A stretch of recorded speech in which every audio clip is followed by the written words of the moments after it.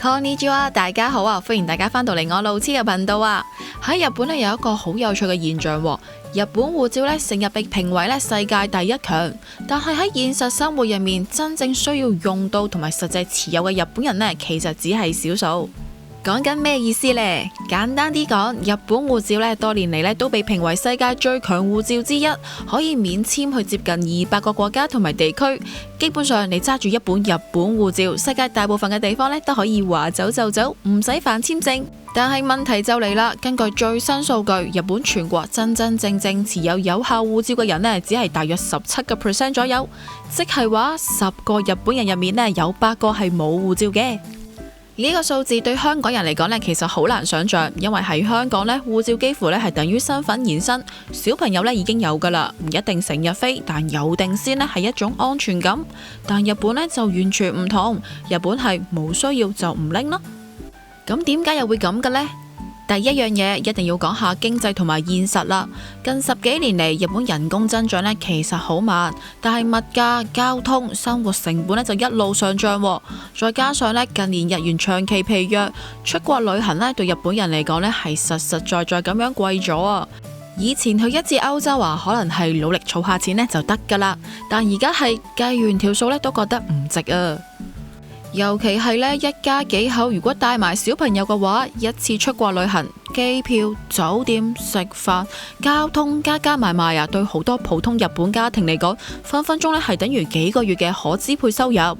對好多日本家庭嚟講呢，與其咁樣啦，不如喺國內玩算啦。而日本最大嘅問題就係呢，國內真係太好玩啦！北海道滑雪、沖繩潛水、京都奈良嘅文化古蹟、東京大阪嘅購物美食，四季呢都有唔同嘅玩法噶。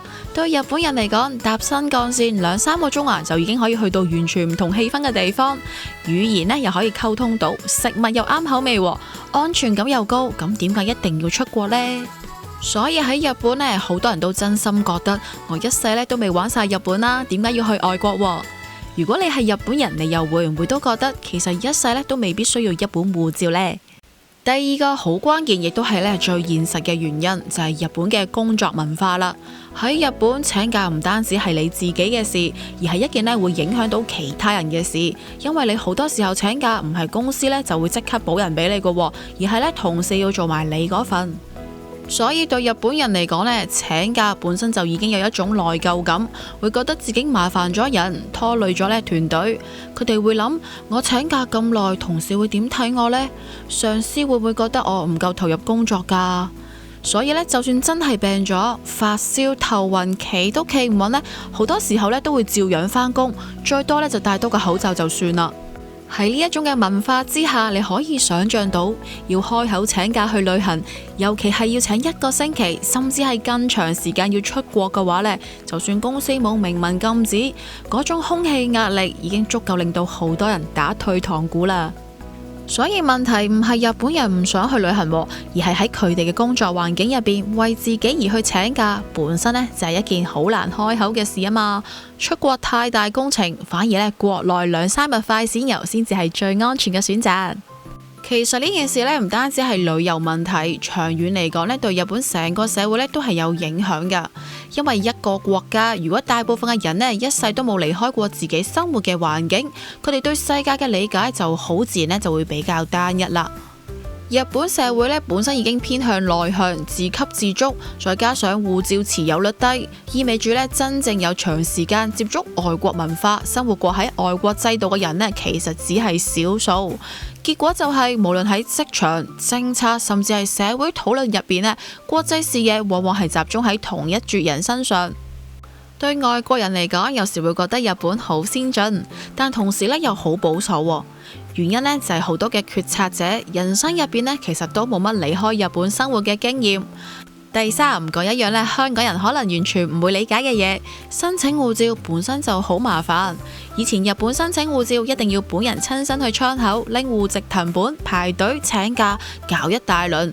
對日本人嚟講，呢啲唔係技術問題，而係心理問題啊！佢哋好怕製造麻煩，包括對公司啦、對政府窗口同對制度。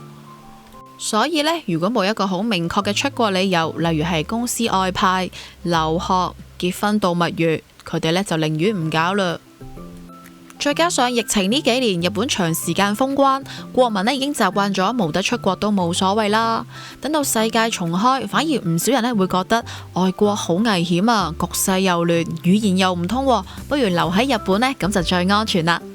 咁問題嚟啦，既然咁多人唔申請護照，咁到底邊啲日本人會真真正正擁有日本護照呢？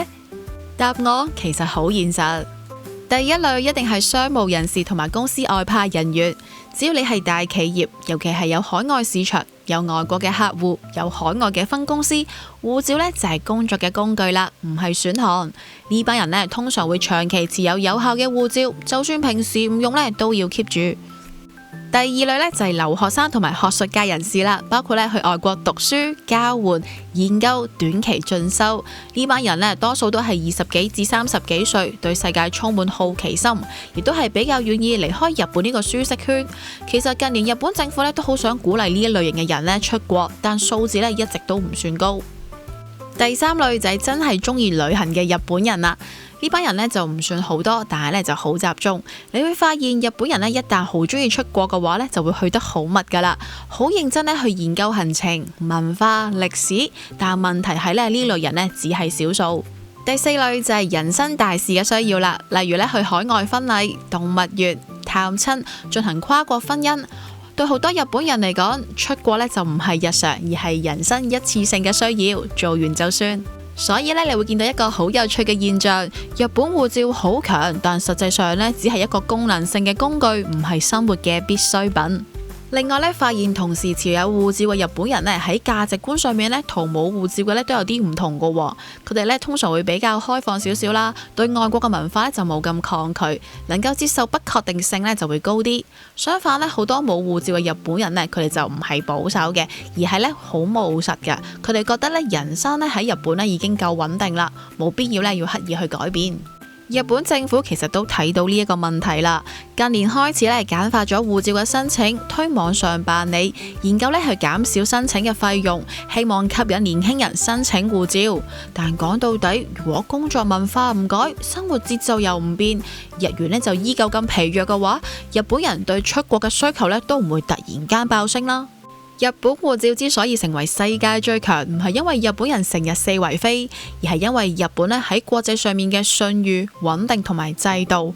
只不過咧，日本人咧自己慢慢形成咗一條咧比較內向嘅生活路徑，其實咧未必需要咧用到呢本嘅世界最強嘅護照。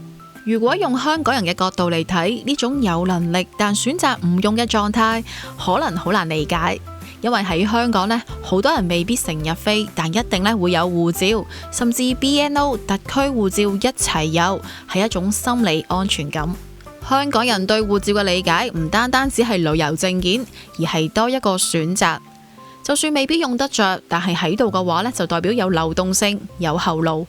但日本完全唔同，日本人由細到大，個社會已經幫佢哋咧鋪好咗一條好穩定嘅人生路，讀書、返工、結婚、退休，全部咧都可以喺國內完成。所以對佢哋嚟講呢，護照唔係安全感，而係有需要先會出現嘅工具。而呢個分別呢，其實好反映到兩個地方對未來不確定性嘅態度差異。護照強唔強，其實呢就唔係免簽幾多個國家，而係在於你嘅生活有冇留空間俾你去用佢。好啦，今集同大家分享到呢一度啦。如果大家對今集嘅主題有更多嘢想同大家分享嘅話呢，不妨留言一齊探討一下。中意條影片嘅觀眾記得俾翻個 like 我哋啊！仲未訂閱嘅朋友快啲訂閱啦，仲有分享同埋留言啊！